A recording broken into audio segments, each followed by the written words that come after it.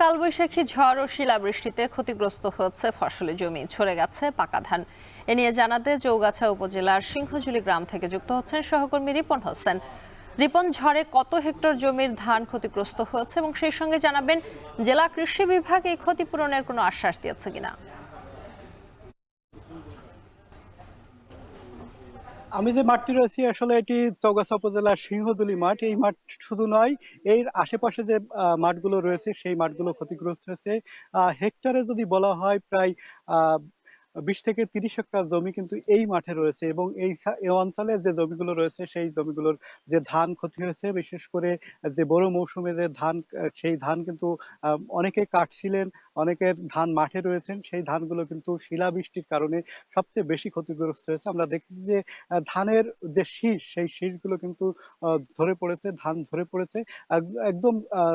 ধানের যে গোড়া রয়েছে তার নিচেই আমরা দেখছি একদম প্রায় বিছানোর মতো ধান রয়েছে। যারা কৃষক রয়েছেন তারা বলছেন যে এবছর খুব ভালো পরিমাণে তাদের ধানের যে ভালো, তবে গতকাল যে শিলাবৃষ্টি হয়েছে সেই বৃষ্টিতে তাদের সে ক্ষতিগ্রস্ত হয়েছে। শুধু ধান নয়, সবজির ক্ষেতেও নষ্ট হয়েছে। আমরা দেখেছি যে ঢেঁড়স, পটল, এই ধরনের যে সবজিগুলো রয়েছে সেই ক্ষেতগুলো নষ্ট হয়েছে। অন্যান্য যে ফসল রয়েছে, মাঠে যে ফসলই রয়েছে সেই ফসলই নষ্ট হয়েছে। ড্রাগন, পেয়ারা, তারপর পাট, এই ফসলগুলোও কিন্তু আমরা দেখেছি যে কৃষকরা ক্ষতিগ্রস্ত হয়েছেন।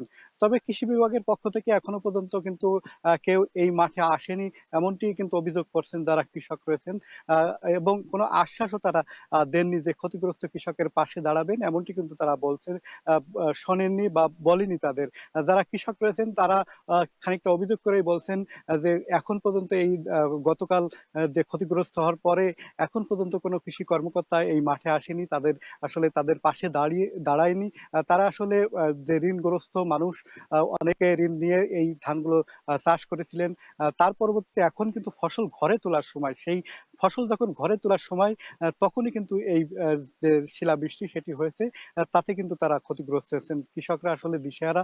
পেছনে যে কৃষকগুলো দেখছেন তাদের এখন মাঠে থাকার কথা ছিল, অর্থাৎ কাজে থাকার কথা ছিল, কিন্তু তারা আসলে কোনো কাজ করতে পারছেন না, কারণ এই যে শিলাবৃষ্টি হয়েছে সেই শিলাবৃষ্টিতে তাদের যে ফসল সেটি নষ্ট হয়েছে, ক্ষেতের ফসল ঝরে পড়েছে, এবং যে বৃষ্টির কারণে জলাবদ্ধতার সৃষ্টি হয়েছে। সে কারণে ধান আসলে কাটতে তারা পারছেন না, সে কারণে তারা আসলে আজকে বেকার সময় ব্যয় করছেন।